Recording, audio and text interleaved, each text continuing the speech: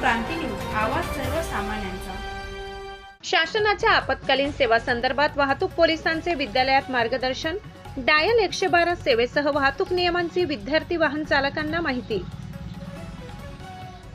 शासनाच्या आपत्कालीन सेवा नागरिकांपर्यंत प्रभावीपणे पोहोचावेत आणि त्याचा योग्य वापर व्हावा यासाठी नाशिक शहर वाहतूक शाखेकडून जनजागृती उपक्रम राबविण्यात येत आहे। त्याचाच एक भाग म्हणून वाहतूक शाखा युनिट सातपूर मार्फत शुक्रवार दिनांक 31 जुलै रोजी सातपूर कॉलनी येथील श्री छत्रपती शिवाजी विद्यालयात विद्यार्थिनींसाठी विशेष मार्गदर्शन कार्यक्रम आयोजित करण्यात आलाय।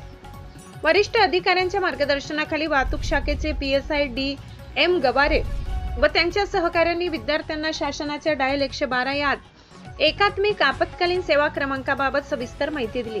आग लागणे, गुन्हेगारी घटना, महिलांची सुरक्षा, वैद्यकीय मदत तसेच इतर आपत्कालीन परिस्थिती डायल 112 द्वारे तातडीने मदत कशी मिळवायची याबाबत सखोल मार्गदर्शन करण्यात आले।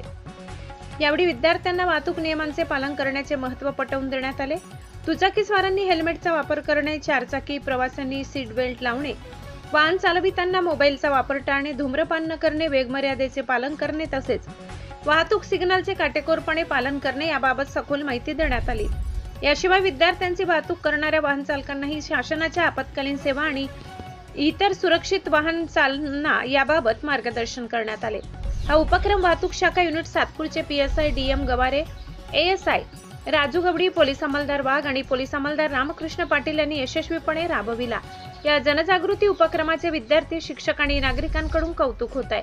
महाराष्ट्र क्रांती न्यूज साठी मुख्य संपादक प्रकाश बागुल, सातपूर, नाशिक। वाहतूक शाखेकडून एक उपक्रम राबवला जातो आहे, त्याबाबत काय माहिती आहे? आम्ही म्हणजे कुठे आता आपल्या रस्त्याला जास्त खड्डे पडलेले आहेत आणि बरेच अपघात होत आहेत आणि अपघात झाल्यानंतर लोक काय करतात, पोलिसांना आपल्याला काहीतरी आपलं सांगावं लागेल म्हणून लोक काही न करता निघून जातात, काय कोणी मदत करत नाही।